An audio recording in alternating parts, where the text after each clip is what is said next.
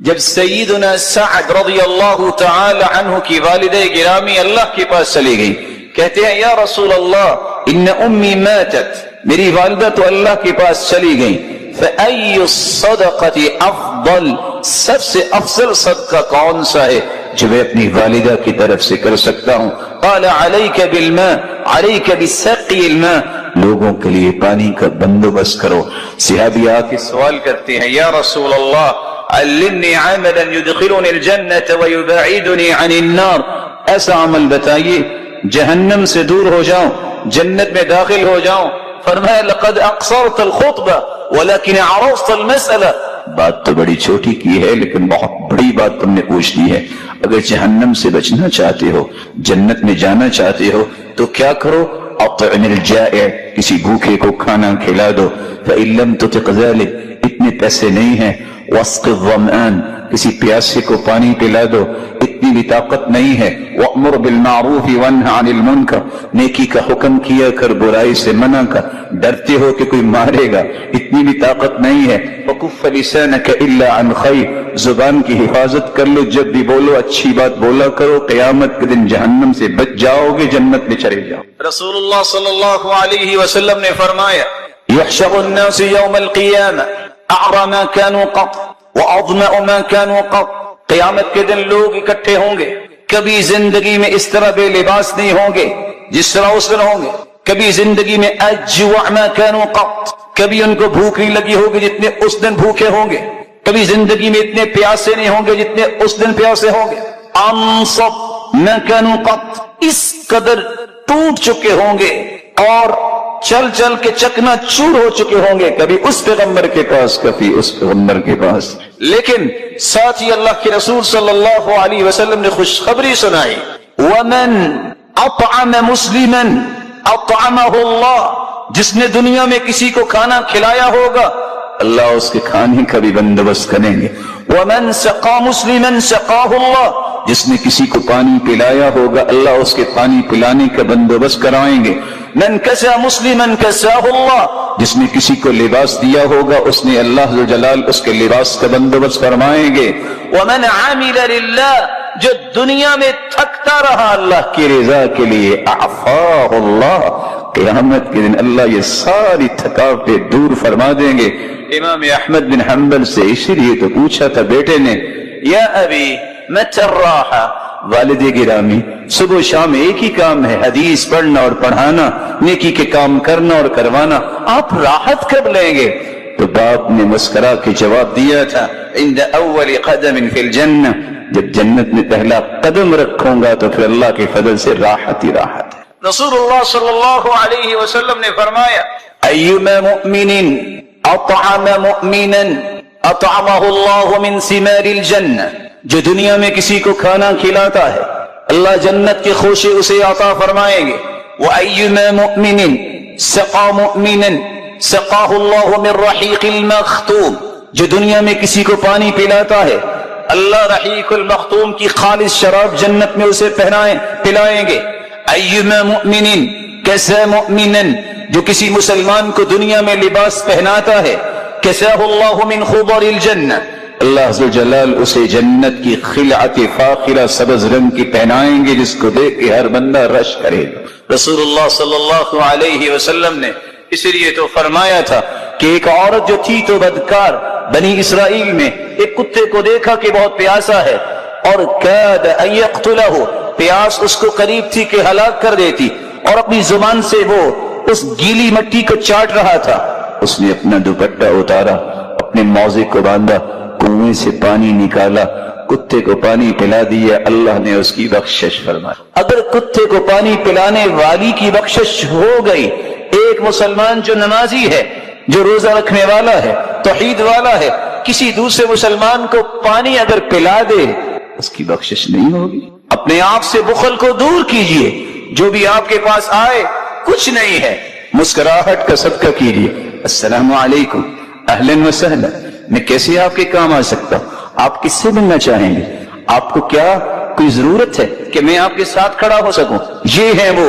اقدار جو صحابہ کرام کے پاس تھی، یہ مسکراہٹیں تھی اللہ کے رسول کی جب ملاقات کرتے تو مسکراتے. ما تکلم رسول اللہ صلی اللہ علیہ وسلم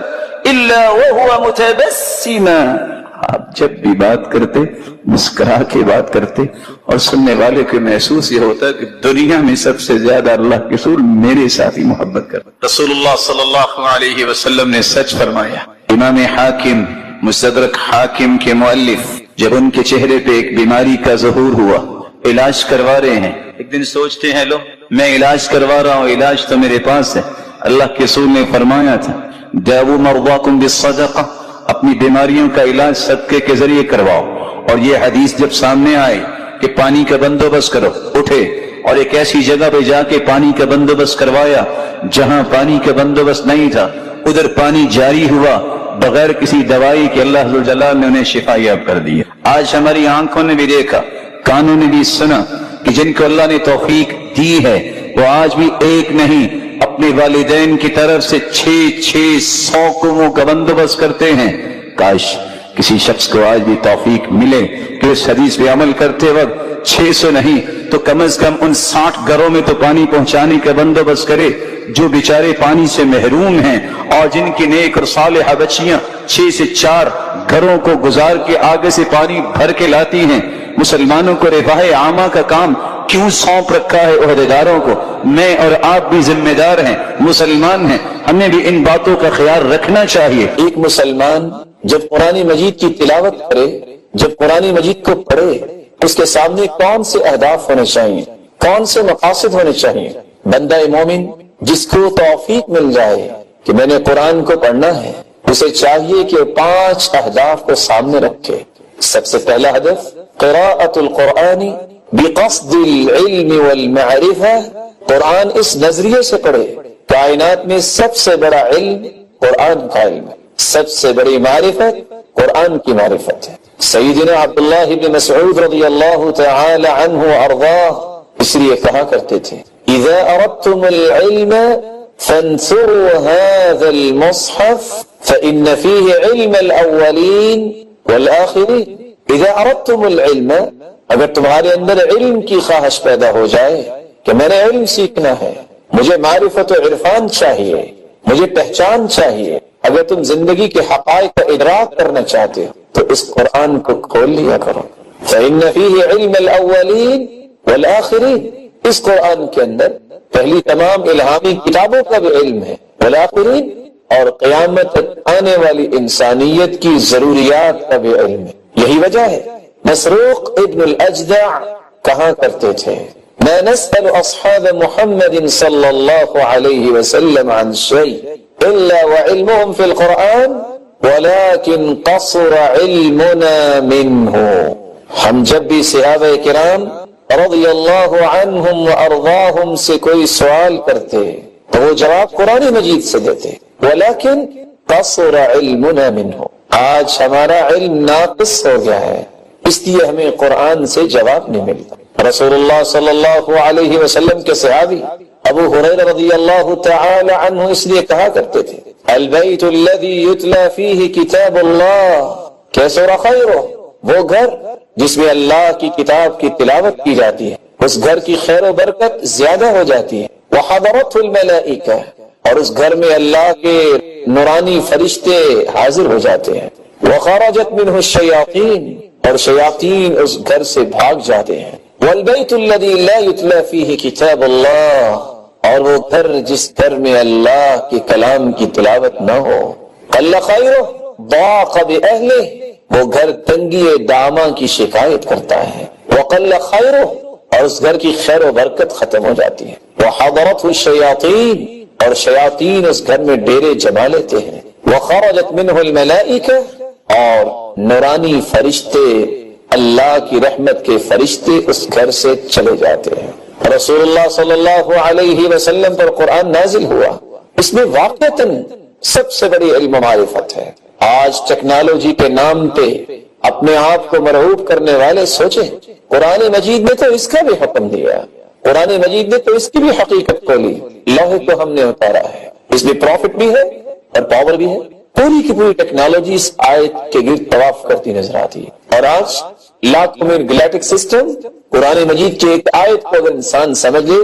تو اس کا طواف کرتے نظر آتا ہے۔ قرآن مجید میں اللہ رب العزت فرماتے ہیں وَالشَّمْسُ تَجْرِي لِمُسْتَقَرٍّ لَهَا، اور دوسری جگہ فرمایا إِنَّ فِي خَلْقِ السَّمَاوَاتِ وَالْأَرْضِ وَاخْتِلَافِ اللَّيْلِ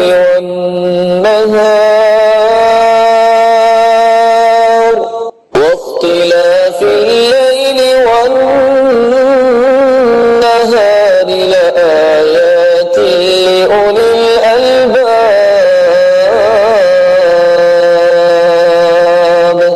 یہ دن رات کی آمد و رفت میں نشانیاں اللہ نے رکھی ہے عقل والوں کے لیے۔ سورج اپنے مدار پہ ہے، چاند اپنی جگہ گردش کر رہا ہے۔ ستاروں کے بارے میں اللہ رب العزت فرماتے ہیں كُلٌّ فِي فَلَكٍ يَسْبَحُونَ،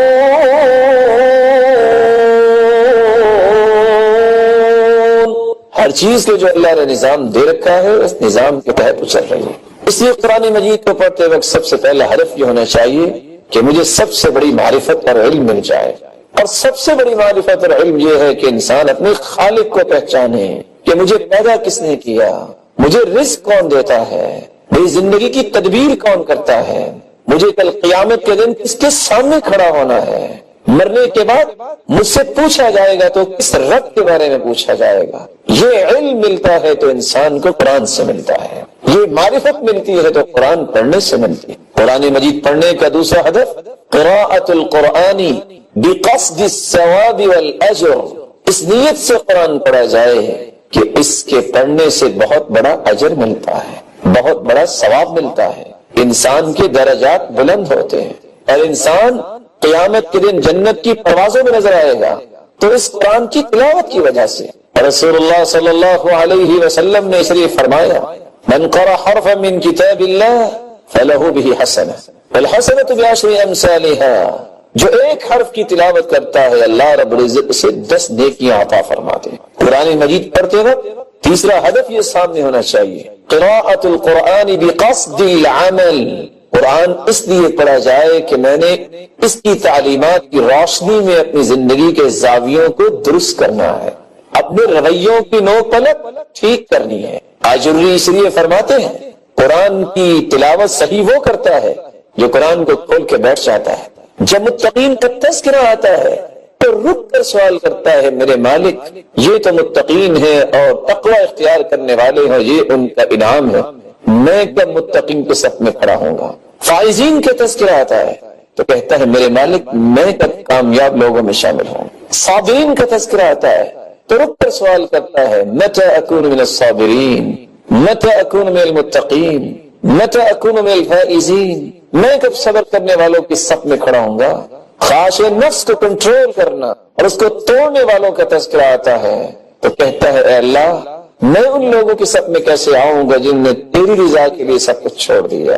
رسول اللہ صلی اللہ علیہ وسلم نے تو اس قرآن کے ذریعے ہی تبدیلی پیدا کی، اور حسن بصری رحمت اللہ علیہ کہا کرتے تھے امر الناس ان يعملوا بالقرآن، لوگوں کو حکم دیا گیا کہ وہ قرآن پڑھیں اور قرآن پہ عمل کریں، فاتخذوا تلاوته عملا، انہوں نے اس کی تلاوت کو ہی عمل سمجھ لیا۔ اللہ رب العزت ہمیں قرآن مجید کو علم و معرفت کے لیے اور عمل کے لیے پڑھنے کی توفیق عطا فرمائے۔ قرآن مجید کو پڑھا جائے تو عمل کے لیے پڑھا جائے، کیونکہ صحابہ کرام رضوان اللہ تعالی علیہم اجمعین کا معمول یہ تھا۔ عثمان رضی اللہ تعالی عنہ فرماتے ہیں كان اذا تعلم احد منا 10 آیات لم يجاوزهن حتى يعرف معانيهن والعمل بهن، ہم میں سے ہر شخص جب 10 آیتیں سیکھ لیتا اس وقت تک 11ویں آیت نہ پڑھتا جب تک ان 10 آیات کے مفاہیم کو نہ سمجھ لیتا اور اس کے مطابق عمل نہ کر لیتا۔ كنا نتعلم العلم والعمل معا،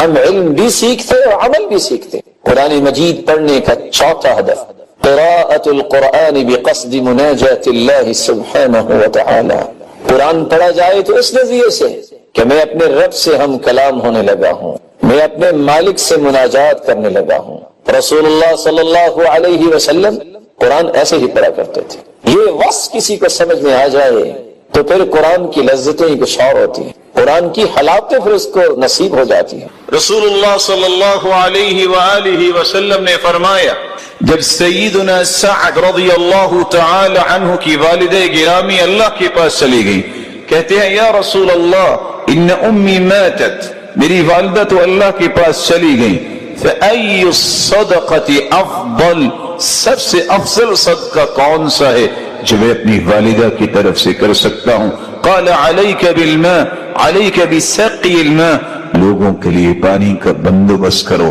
صحابی آ کے سوال کرتے ہیں یا رسول اللہ علمنی عملا یدخلنی الجنة ویبعدنی عن النار، ایسا عمل بتائیے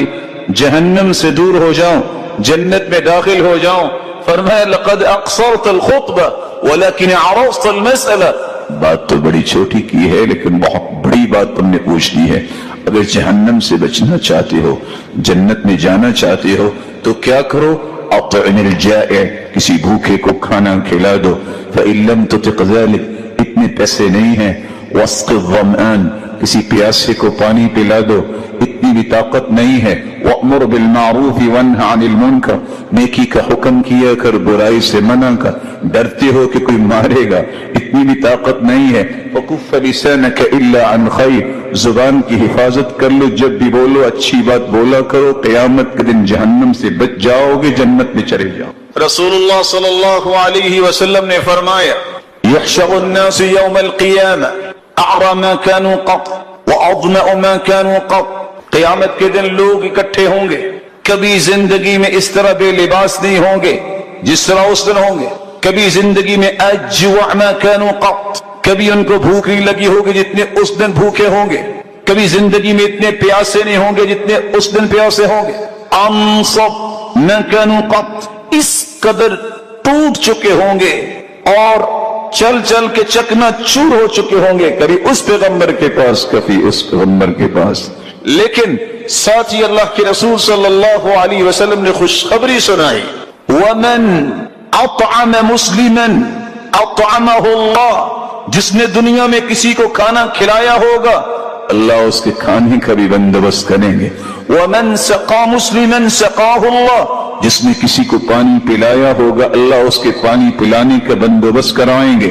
من کسا مسلما کساہ اللہ، جس نے کسی کو لباس دیا ہوگا اس نے اللہ ذو جلال اس کے لباس کا بندوبست فرمائیں گے، ومن عامل للہ، جو دنیا میں تھکتا رہا اللہ کی رضا کے لیے اعفاہ اللہ، قیامت کے دن اللہ یہ ساری تھکاوٹیں دور فرما دیں گے۔ امام احمد بن حنبل سے اسی لیے تو پوچھا تھا بیٹے نے، یا ابی متی الراحہ،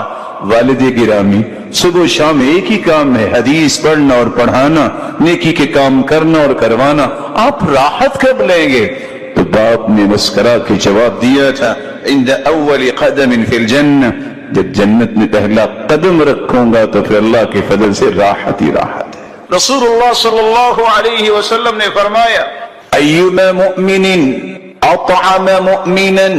اطعمہ اللہ من ثمار الجنہ، جو دنیا میں کسی کو کھانا کھلاتا ہے اللہ جنت کے خوشے اسے عطا فرمائیں گے، وَأَيُّمَا مُؤْمِنٍ سَقَى مُؤْمِنًا سَقَاهُ اللَّهُ مِنْ رَحِيقِ الْمَخْتُومِ، جو دنیا میں کسی کو پانی پلاتا ہے اللہ رحیق المختوم کی خالص شراب جنت میں اسے پلائیں گے، ایما مؤمن کسا مؤمنا، جو کسی مسلمان کو دنیا میں لباس پہناتا ہے کساہ اللہ من خضر الجنہ، اللہ عز و جلال اسے جنت کی خلعت فاخرہ سبز رنگ کی پہنائیں گے جس کو دیکھ کے ہر بندہ رش کرے گا۔ رسول اللہ صلی اللہ علیہ وسلم نے اس لیے تو فرمایا تھا کہ ایک عورت جو تھی تو بدکار، بنی اسرائیل میں ایک کتے کو دیکھا کہ بہت پیاسا ہے اور کاد ان یقتلہ، پیاس اس کو قریب تھی کہ ہلاک کر دیتی، اور اپنی زبان سے وہ اس گیلی مٹی کو چاٹ رہا تھا، اس نے اپنا دوپٹہ اتارا، اپنے موزے کو باندھا، کنویں سے پانی نکالا، کتے کو پانی پلا دیا، اللہ نے اس کی بخشش فرما دی۔ اگر کتے کو پانی پلانے والی کی بخشش ہو گئی، ایک مسلمان جو نمازی ہے، جو روزہ رکھنے والا ہے، توحید والا ہے، کسی دوسرے مسلمان کو پانی اگر پلا دے اس کی بخشش نہیں ہوگی۔ اپنے آپ سے بخل کو دور کیجئے، جو بھی آپ کے پاس آئے کچھ نہیں ہے، مسکراہٹ کا صدقہ کیجیے، السلام علیکم، اہلاً وسہلا، میں کیسے آپ کے کام آ سکتا ہوں؟ آپ کس سے ملنا چاہیں گے؟ آپ کو کیا کوئی ضرورت ہے کہ میں آپ کے ساتھ کھڑا ہو سکوں؟ یہ وہ اقدار جو صحابہ کرام کے پاس تھی، یہ مسکراہٹیں تھی اللہ کے رسول کی، جب ملاقات کرتے تو مسکراتے. ما تکلم رسول اللہ صلی اللہ علیہ وسلم الا وهو متبسما، آپ جب بھی بات کرتے مسکرا کے بات کرتے، اور سننے والے کو محسوس یہ ہوتا کہ دنیا میں سب سے زیادہ اللہ کے رسول میرے ساتھ ہی محبت کرتے. رسول اللہ صلی اللہ علیہ وسلم نے سچ فرمایا. امام حاکم مستدرک حاکم کے مؤلف جب ان کے چہرے پہ ایک بیماری کا ظہور ہوا، علاج کروا رہے ہیں، ایک دن سوچتے ہیں لو میں علاج کروا رہا ہوں، علاج تو میرے پاس ہے. اللہ کے رسول نے فرمایا تھا داؤوا مرضاکم بالصدقہ، اپنی بیماریوں کا علاج صدقے کے ذریعے کرواؤ. اور یہ حدیث جب سامنے آئے کہ پانی کا بندوبست کرو، اٹھے اور ایک ایسی جگہ پہ جا کے پانی کا بندوبست کروایا جہاں پانی کا بندوبست نہیں تھا، ادھر پانی جاری ہوا بغیر کسی دوائی کے. اللہ عز و جل نے انہیں شفا یاب کر دیا. آج ہماری آنکھوں نے بھی دیکھا، کانوں نے بھی سنا کہ جن کو اللہ نے توفیق دی ہے وہ آج بھی ایک نہیں اپنے والدین کی طرف سے 600 کنووں کا بندوبست کرتے ہیں.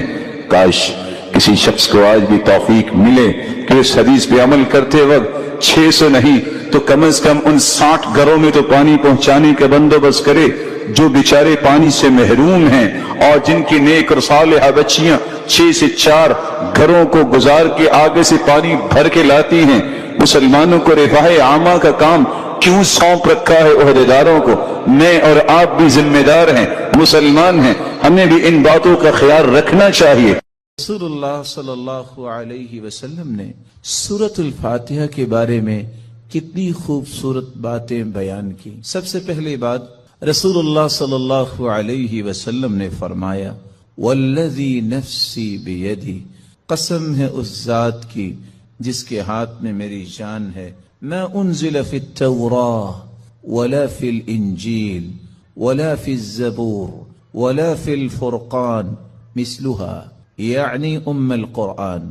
وإنها لسبع من المثانی والقرآن العظیم الذي اعطیته. اللہ تعالیٰ نے آسمانی اور الہامی کتابوں میں سے نہ تو تورات میں ایسی صورت نازل کی، نہ انجیل میں ایسی صورت نازل کی، نہ ہی زبور میں ایسی کوئی صورت نازل کی، اور نہ ہی قرآن مجید میں ایسی صورت ہے جیسی اللہ تعالیٰ نے سورۃ الفاتحہ کو نازل کر کے اپنی مخلوق پر انعام کیا ہے. یہ 7 آیتیں بار بار پڑھی جانے والی ہیں. یہ القرآن بھی ہے، قرآن مجید کی ماں کا درجہ اس کو دیا گیا. الکتاب بھی ہے، یہ کتاب اللہ کی ماں کا درجہ دیا گیا اس کو. رسول اللہ صلی اللہ علیہ وسلم نے ایک دوسری روایت میں فرمایا کہ سورۃ الفاتحہ یہ ایک بے مثال نور ہے، ایک ایسی روشنی ہے. سیدنا عبداللہ ابن عباس رضی اللہ تعالی عنہ بیان کرتے ہیں بینما جبریل قاعد عند النبی صلی اللہ علیہ وسلم سمع نقیضا من فوقه فرفع رأسه فقال. رسول اللہ صلی اللہ علیہ وسلم کے پاس جبریل امین تشریف فرما تھے. اچانک سے ایک آواز آئی. رسول اللہ صلی اللہ علیہ وسلم نے اپنا سر مبارک اٹھایا اور پوچھا یہ آواز کیسی ہے؟ تو جبریل امین نے جواب دیا هذا باب من السماء فتح اليوم لم يفتح قط الا اليوم. آسمان کا یہ وہ دروازہ کھلا ہے جو آج تک نہیں کھلا تھا. فنزل منه ملک، اور اس دروازے سے ایک فرشتہ زمین کی طرف اترا ہے. فقال هذا ملک نزل الى الارض لم ينزل قط، پہلے نہیں اتارا گیا یہ فرشتہ الا اليوم، آج ہی اس کو اترنے کا حکم دیا گیا. فسلم، اور اس فرشتے نے اتر کر سلام کہا. وقال ابشر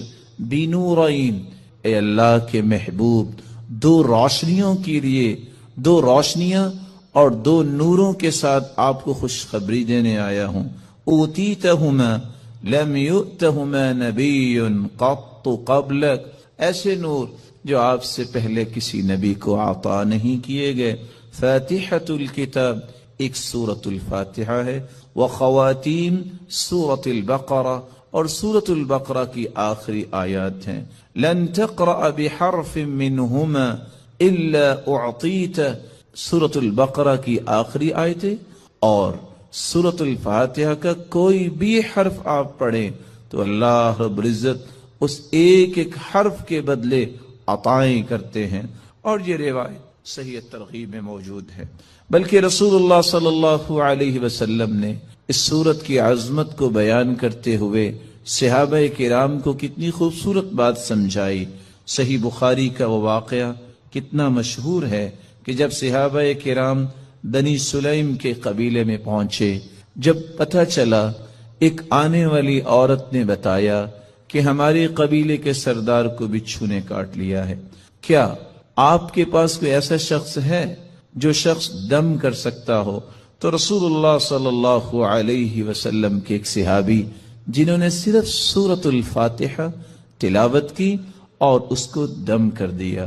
رسول اللہ صلی اللہ علیہ وسلم کے اس صحابی نے اس سورۃ الفاتحہ کو پڑھنے کے بعد جب دم کیا تو وہ شخص ایسی شفا کی طرف چلا گیا وَكَأَنَّمَا نُشِطَ مِنْ عِقَالٍ، جیسے کوئی گرہ باندھی ہو کھول دی جائے. رسول اللہ صلی اللہ علیہ وسلم کے صحابہ نے کہا جب تک اللہ کے رسول سے بات نہ ہو جائے تو یہ انہوں نے جو 30 بکریاں بطور عوض اس کے دیا ہے ہم اس وقت تک کوئی بات نہیں کریں گے. جب رسول اللہ صلی اللہ علیہ وسلم کو یہ بات پہنچی آپ نے فرمایا وَمَا كَانَ يُدْرِي أَنَّهَا رُقْيَ اقْسِمُوا وَاضْرِبُوا لِي بِسَهْمٍ، آپ کو پتہ نہیں اللہ تعالیٰ نے اس صورت کو شفا بنا کے، اس صورت کو دم بنا کے نازل کیا ہے. اور یہی بات ابن القیم رحمت اللہ علیہ نقل کرتے ہیں کہ میں نے کتنے سفر کیے اور جب بھی میں بیمار ہوا تو میں نے اللہ کے پیارے پیغمبر کی اس بات پہ یقین کر کے دوائی نہیں لی بلکہ سورۃ الفاتحہ پڑھتا اور میں دم کر لیتا اپنے آپ کو، اللہ رب العزت مجھے شفا یاب کر دیتے. سورۃ الفاتحہ یہ عظیم ترین سورت ہے. رسول اللہ صلی اللہ علیہ وسلم کے صحابی سیدنا ابو سعید بن معلی بیان کرتے ہیں مر بی النبی صلی اللہ علیہ وسلم وانا اصلی، اللہ کے رسول صلی اللہ علیہ وسلم میرے پاس سے گزرے، میں نماز پڑھ رہا تھا، مجھے انہوں نے آواز دی، میں نے سلام پھیرا اور سلام پھیرنے کے بعد اللہ کے رسول صلی اللہ علیہ وسلم کی خدمت اقدس میں حاضر ہوا. آپ نے فرمایا میں نے آپ کو آواز دی الم یقل اللہ یا ایھا الذین آمنوا استجیبوا للہ وللرسول، آپ نے اللہ کا یہ کلام نہیں سنا کہ جب اللہ اور اس کے رسول کی بات ہو تو اس بات کو فوراً مانو، لبیک کہو. کہا اللہ کے رسول صلی اللہ علیہ وسلم میں نماز پڑھ رہا تھا. پھر اللہ کے رسول صلی اللہ علیہ وسلم نے فرمایا الا اعلمک اعظم سورۃ فی القرآن قبل ان اخرج، کیا میں تمہیں قرآن مجید کی سب سے عظیم سورت نہ سکھا دوں اس سے پہلے کہ تم مسجد سے نکل جاؤ، اپنے گھر کو لوٹ جاؤ؟ میں نے کہا کیوں نہیں؟ تو رسول اللہ صلی اللہ علیہ وسلم نے جو سورت سکھائی جو قرآن مجید کی عظیم ترین سورت ہے وہ سورۃ الفاتحہ کی تعلیم دی. یہی وجہ ہے رسول اللہ صلی اللہ علیہ وسلم نے یہ فیصلہ سنا دیا، کاش اس فیصلے کو بھی امت مان لے. لا صلاۃ لمن لم یقرأ بفاتحۃ الکتاب، جو شخص نماز کے اندر سورۃ الفاتحہ نہیں پڑھتا اس کی نماز نہیں ہوتی، جیسا کہ صحیح بخاری کی روایت ہے. اور صحابی تو بیان کرتے ہیں عبادہ بن صامت رضی اللہ تعالی عنہ کہ فجر کی سب نے پڑھی اللہ کے رسول صلی اللہ علیہ وسلم کے پیچھے. جب رسول اللہ صلی اللہ علیہ وسلم قرآن کی تلاوت کر رہے تھے فثقلت علیہ القراءة، قرات آپ پہ بوجھل ہوئی. رسول اللہ صلی اللہ علیہ وسلم نے سلام پھیرا اور سوال کیا لعلکم تقرؤون خلف امامکم، کیا تم امام کے پیچھے بھی پڑھتے ہو؟ تو صحابہ کرام نے کہا جی ہاں۔ تو رسول اللہ صلی اللہ علیہ وسلم نے فرمایا لا تقرؤوا لا تفعلوا كما فی روایت اخرى، دوسری روایت کے الفاظ ہیں لا تفعلوا الا بفاتحة الكتاب، امام کے پیچھے کھڑے ہو کر تم صرف سورۃ الفاتحہ پڑھا کرو، فإنه لا صلاة لمن لم يقرأ بها، کیونکہ سورۃ الفاتحہ پڑھنے کے بغیر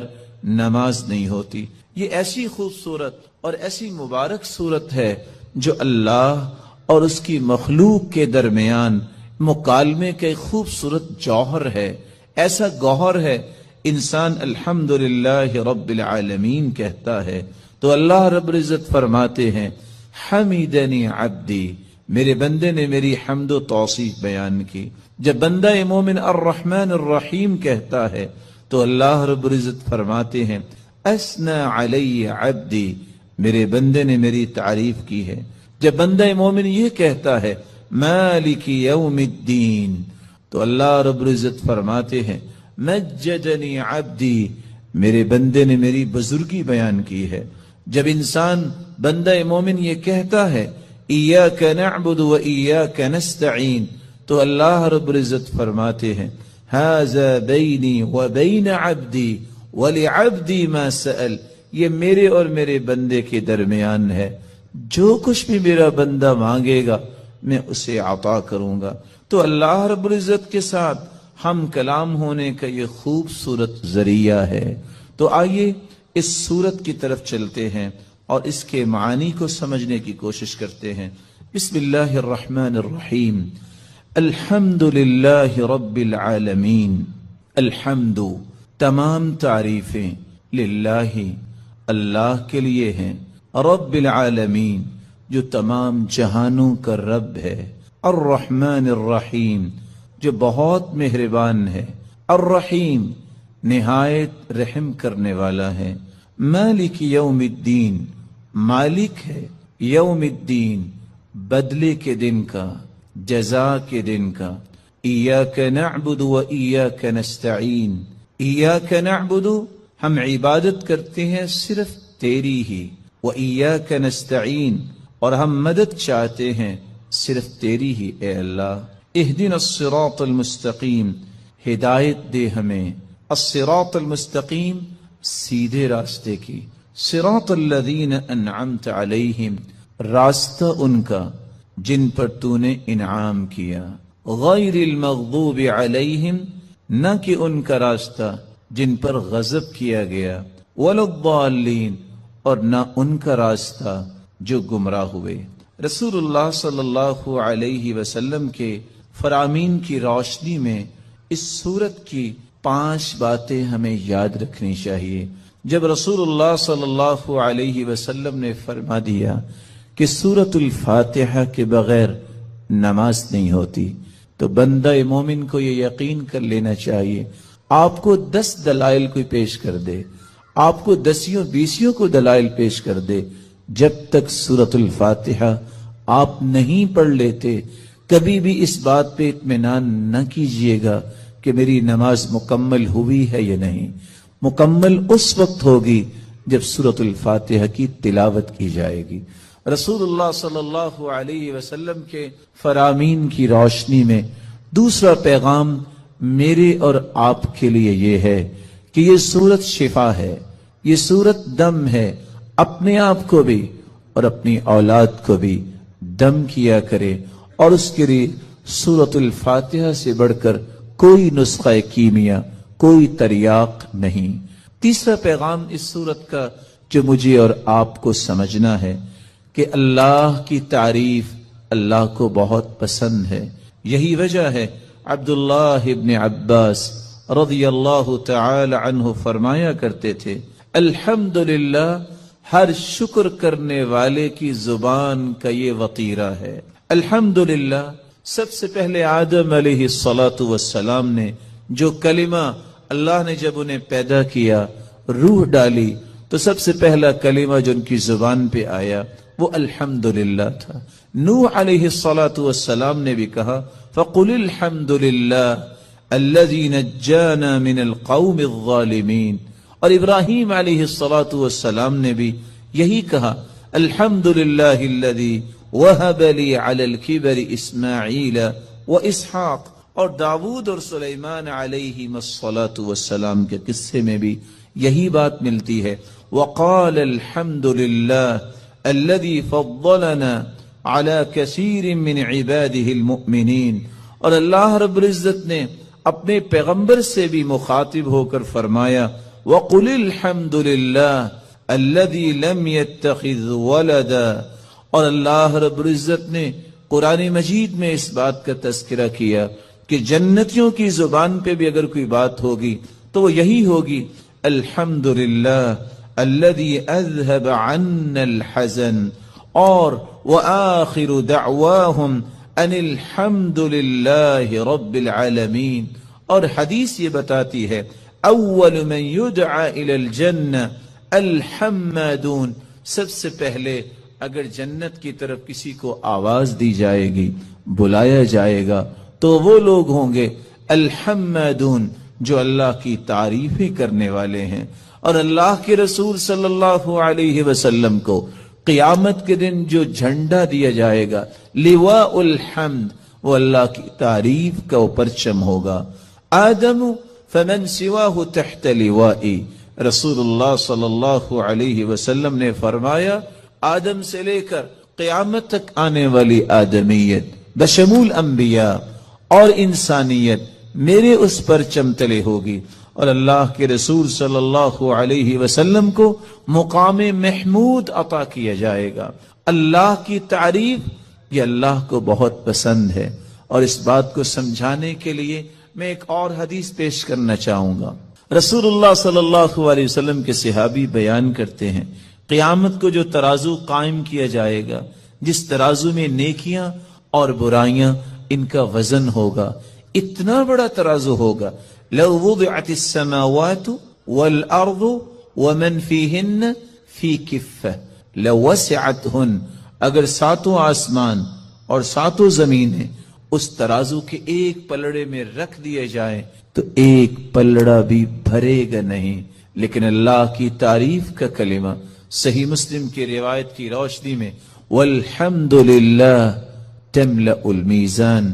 جو اللہ کے فیصلوں پر خوش ہو کر اللہ کی تعریف کرتے ہوئے یہ کلمہ اپنی زبان پہ لے آتا ہے الحمدللہ، تو اس مبارک کلمے کی وجہ سے قیامت کے دن میزان کے دونوں پلڑے نیکیوں سے بھر جائیں گے، جبکہ ایک پلڑا 14 کے 14 طبق رکھ دینے سے بھی بھرے گا نہیں۔ اللہ رب العزت ہمیں اللہ کی کثرت سے تعریف کرنے اور اس کے ذکر کرنے کی توفیق عطا فرمائے۔ چوتھی نصیحت اور چوتھا پیغام اس سورت کا یہ ہے کہ ہم نماز کی ہر رکعت میں جب یہ کہتے ہیں ایاک نعبد و ایاک نستعین، اللہ تیری ہی عبادت کرتے ہیں اور مدد بھی تجھ ہی سے مانگتے ہیں، تو پھر کسی بندہ مومن کو اس بات کو بھلانا نہیں چاہیے۔ وہ زندگی کے ہر حصے میں یہی کہے میرا رکوع، میرا قیام، میرا سجدہ، میری دعا، میری نظر و نیاز اور میرا توکل، میری انابت، میرا رجوع، ہر وہ چیز جو عبادت بن سکتی ہے وہ صرف ایک اللہ کے لیے ہے، اس کو بھلائے نہیں، اور مدد مانگتے وقت بھی اس حدیث کو بھی نہ بھلائے اور اس اقرار کو بھی نہ بھلائے فَإِذَا اسْتَعَنْتَ فَاسْتَعِنْ بِاللَّهِ، جب بھی تم مدد طلب کرو تو اللہ سے مدد طلب کیا کرو۔ پانچواں پیغام جو بالکل بھلانے والا نہیں، اور یہ بہت خوبصورت پیغام ہے اس سورت کا، کہ جب ہم مانگتے اللہ تعالیٰ سے یہ ہیں کہ اللہ ہمیں صراط مستقیم نصیب فرما، اور یہ وہ صراط مستقیم ہے جو اللہ تعالیٰ نے اپنے انعام یافتہ لوگوں کو عطا کیا، اور انعام پانے والے لوگ کون ہیں؟ اولئک الذین انعم اللہ علیہم من النبیین والصدیقین والشہداء والصالحین۔ وہ انبیاء کا راستہ ہم مانگتے ہیں، صدیقین کا راستہ مانگتے ہیں، شہداء کا راستہ مانگتے ہیں، صالحین کا راستہ مانگتے ہیں۔ وَحَسُنَ أُولَئِكَ رَفِيقًا، ان سے بڑھ کے خوبصورت رفاقت کس کی ہو سکتی ہے؟